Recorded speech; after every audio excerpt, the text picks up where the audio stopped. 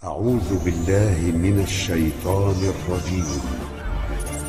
بسم الله الرحمن الرحيم. Assalamualaikum warahmatullahi wabarakatuh. Jumpa lagi Sobat Pulsa. Jumpa lagi dengan saya Pak Guru di Pak Bas Channel YouTube yang membahas pembelajaran kimia di kelas. Pada video kali ini akan kita bahas bab termokimia, yaitu tentang reaksi eksoterm. الراحمون يرحمهم الرحمن تبارك وتعالى. Sebelum kita bahas lebih lanjut, jangan lupa subscribe, tekan tombol like, dan tinggalkan jejak komentar Anda pada video ini. Semoga video ini bermanfaat. Untuk Sobat Pulsa, jika ingin bertanya seputar tema video kali ini, silahkan ketik pertanyaan Sobat Pulsa di kolom komentar di bawah video ini. Insya Allah, jika ada kesempatan akan saya jawab. Sobat Pulsa, kita lanjut untuk ciri-ciri reaksi eksoterm. Reaksi eksoterm adalah reaksi yang menghasilkan kalor, reaksi yang melepas kalor, reaksi yang mengeluarkan kalor, ya. Berarti di sini ada kalor yang keluar dari sistem, yang dilepaskan oleh sistem, atau reaksi yang kehilangan kalor. Nah, ini sistem ya. Oke. Kemana? Ke lingkungan. Jadi pengertian selanjutnya adalah ciri khas kedua, bahwa reaksi eksoterm adalah reaksi kimia yang di dalamnya terjadi perpindahan energi, ya, dari sistem ke lingkungan.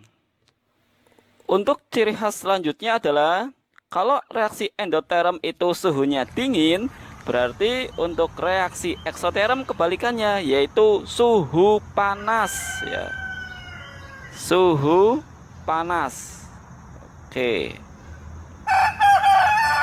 Ya. Kita cari contoh untuk dalam kehidupan sehari-hari, ya. Reaksi eksoterm siapa yang menghasilkan panas? Dalam kehidupan sehari-hari, contoh yang paling mudah untuk reaksi eksoterm adalah reaksi pembakaran, ya. Misalkan kalau pembakaran di tubuh makhluk hidup namanya respirasi. Respirasi siapa? Bernafas. Oke. Bernafas fungsinya apa sih? Untuk membakar, berarti reaksi pembakaran, ya, untuk membakar makanan yang ada di tubuh kita, yaitu metabolisme tubuh. Misal, kalau endoterm itu fotosintesis, berarti eksoterm ya kebalikannya. Kebalikan dari fotosintesis apa? Ya, respirasi. Oke.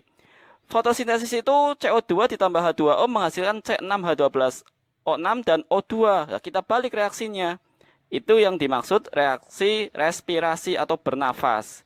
Fungsi kita bernafas adalah mendapatkan oksigen. Untuk apa oksigennya? Yaitu untuk metabolisme tubuh, membakar zat-zat makanan. Ini gula, ya, glukosa, dibakar di dalam perut kita, ya, diolah dengan bantuan oksigen, lalu menghasilkan apa? Oke. Yang namanya reaksi pembakaran sempurna itu menghasilkan karbon dioksida dan uap air. Nah, ini ciri khas dari pernafasan, ya. Karbon dioksida dan uap air plus energi. Nah, ini. Kalau fotosintesis menghasilkan gula, ya, ini gula. Misalkan pohon apel menangkap karbon dioksida di udara dan air dari akar, ya. Terus diolah karbon dioksida dan air menghasilkan buah apel atau gula atau glukosa di sini dan oksigen. Nah, pohon buah apel itu juga menghasilkan oksigen. Nah, sekarang kita balik respirasi. Berarti ini gula atau glukosa. Contohnya adalah buah apel. Kita makan. Buah apel ini akan bermanfaat jika melalui metabolisme tubuh. Metabolisme tubuh itu membutuhkan oksigen, ya, dari pernafasan. Fungsinya apa? Untuk mengolah buah apel ini. Setelah diolah, hasil metabolisme tubuh itu adalah karbon dioksida. Kita buang melalui pernafasan juga. Dan uap air. Saat kita bernafas, itu juga mengandung uap air. Ciri khasnya bagaimana? Jika kalian bernafas di depan kaca, maka kacanya pun akan ikut berair ya. Maksudnya itu ada embun ya. Oke. Selain karbon dioksida dan uap air, proses pernafasan ini, metabolisme ini juga menghasilkan energi. Jadi buah apel itu nanti menghasilkan energi untuk tubuh kita karena mengandung gula. Nah, segala sesuatu atau segala reaksi kimia yang menghasilkan energi ya disebut reaksi eksoterm. Berarti ada perpindahan dari sistem ke lingkungan, dari buah apel ke lingkungannya. Seperti itu ya. Oke, mungkin buat sobat pulsa, contoh respirasi itu belum menggambarkan suhu panas ya. Oke, kita kasih contoh yang mudah untuk menggambarkan suhu panas, yaitu ketika kalian bermain petasan atau kembang api ya. Yang kembang api yang tadinya dingin, kemudian kita kasih detonator atau pemicunya, kita bakar dengan korek api, maka kembang api itu langsung otomatis menyala panas, percikan api. Nah, itu contoh mudah dari reaksi eksoterm atau menghasilkan panas ya. Membakar kembang api atau membakar kayu dan seterusnya. Itu termasuk contoh reaksi eksoterm. Di praktikum atau percobaan ya, misalkan kalian campur zat A campur zat B ya, yang tadinya suhunya biasa normal, lalu kok terasa panas, nah, misalkan ya, berarti reaksi kimia yang terjadi saat kalian praktikum adalah reaksi eksoterm. Maka untuk reaksi ini kalian harus lebih berhati-hati. Misalkan reaksi yang menimbulkan panas, reaksi yang menghasilkan ledakan. Nah, itu berarti contoh reaksi eksoterm atau mengeluarkan kalor ya. Makanya harus hati-hati untuk reaksi eksoterm ini. Ciri lain dari reaksi eksoterm yaitu perbandingan suhu.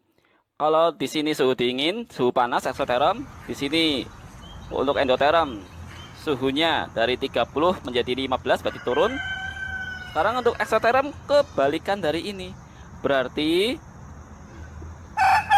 suhu awal itu misalkan ya 30 derajat Celcius, maka akan naik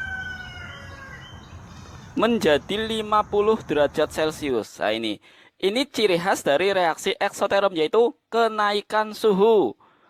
Suhu awal lebih kecil dibanding suhu akhir. Nah, ini yang dimaksud contoh dari reaksi eksoterm ya, ciri khas maksudnya. Jadi ciri khas reaksi eksoterm adalah kenaikan suhu. Oke. Kemudian untuk penulisan, reaksi endoterm itu reaksi yang membutuhkan kalor, reaksi yang menyerap kalor. Nah, untuk redaksi reaksi eksoterm, penulisannya biasanya dalam soal itu reaksi yang menghasilkan kalor. Ada lagi yang reaksi mengeluarkan kalor. Mengeluarkan kalor. Ada lagi reaksi yang melepas kalor. Nah, ini ciri khas dari soal biasanya ini, soal-soal kimia. Demikian pembahasan kali ini untuk ciri-ciri reaksi eksoterm.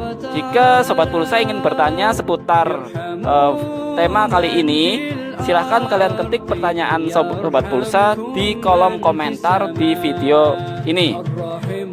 Semoga manfaat. Wassalamualaikum warahmatullahi wabarakatuh.